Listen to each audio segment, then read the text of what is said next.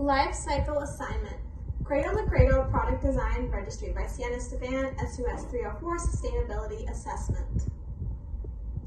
Introduction. According to the iOS 14042.2 Life Cycle Assessment, a life cycle assessment is a technical form for assessing the potential environmental aspects and potential aspects associated with a product or service by compiling an inventory of relevant inputs and outputs, evaluating the potential environmental impacts associated with those inputs and outputs, interpreting the results of inventory and impact phases, related to the objectives of the study. Life cycle assessments help assess manufacturing systems through a series of stages that either support or hinder the creation of a circular society and economy, attempting to address and resolve the present-day American pro-consumer society with high disposal and low recycle renew rates for goods and services. Life cycle assessment. The topic this week hits close to home for me, as throwing things away, buying new stuff all the time, and constantly consuming are a part of my everyday life. Life cycle assessments are valuable to companies as they can be a guide for decision-making, marketing, product and material purchases, and distribution, and an opportunity to evaluate if they are taking environment responsibility towards greater levels of sustainability. Here's a helpful diagram I found online of a life cycle assessment. You can see it. All right, 6 life stages of every product. According to our week's lesson materials and eco chain, there are 5 stages that every manufactured product goes through: material extraction, manufacturing, packaging and transportation, use and disposal, end of life. At each of these stages, there are inputs and outputs, flow-throughs, value losses, and potential gains. In regard to a product that I use frequently, I decided to analyze my car. I share this car with my parents, a 2003 Ford Ecoline van.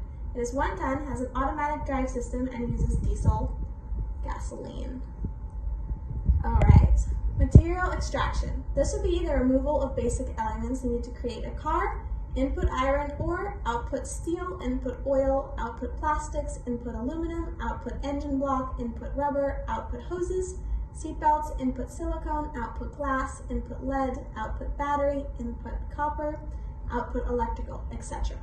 Manufacturing: input steel, output car body, input plastic, output car interior, input battery, output car power, input glass, output windows, input copper, output electrical wiring. Packaging.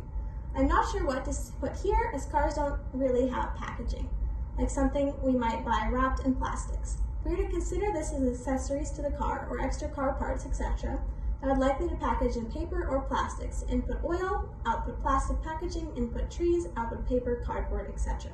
Transportation. New cars must be transported from factories around the world to their market. This would require ships, planes, and other vehicles to move the new cars, use of roadways, trails, etc. Input new cars, output markets where cars are sold.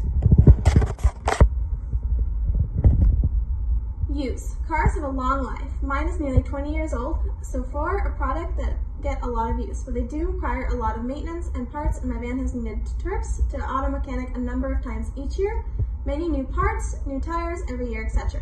I also drive about 10,000 miles a year, and that's a lot of gas and carbon emissions. Input diesel, gas, output pollution and carbon emissions. Input parts and materials and labor, output functioning car, etc.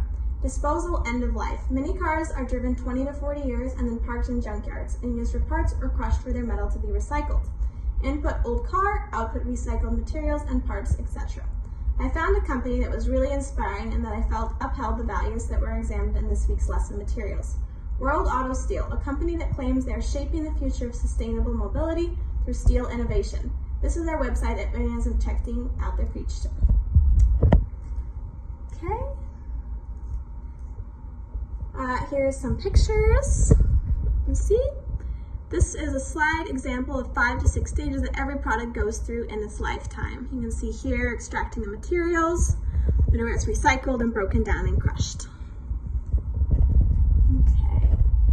It can be important, even crucial, to assess every impact category in the Life Cycle Impact Assessments, LCIA, as it can provide both qualitative and quantitative data about the product based upon the resources, energy consumption, production data, and emission data records. Indicators can give a valuable measure of the impacts and reveal areas where there may need to be improvements. Some of the category indicators that can be important to assess are global warming, ozone layer depletion, eutrophication, and acidification. From this point, linear models can be developed that predict the indicator value and make an equitable evaluation comparison in relation to emissions. This supports the development of a circular economy. This is a good illustrative example. You can see it here. Okay. Product review, Vantex fabric. The cradle-to-cradle design, a product is evaluated from its start point to the point where it is again re-enters the market as the basis for the new product. Whereas with the cradle-to-grave concept, it signals an end to the product and the waste of not recycled materials. In the end is the end product, and I believe that it is crucial to turn our understanding of products from being trashed into how we can again transfer materials for reuse and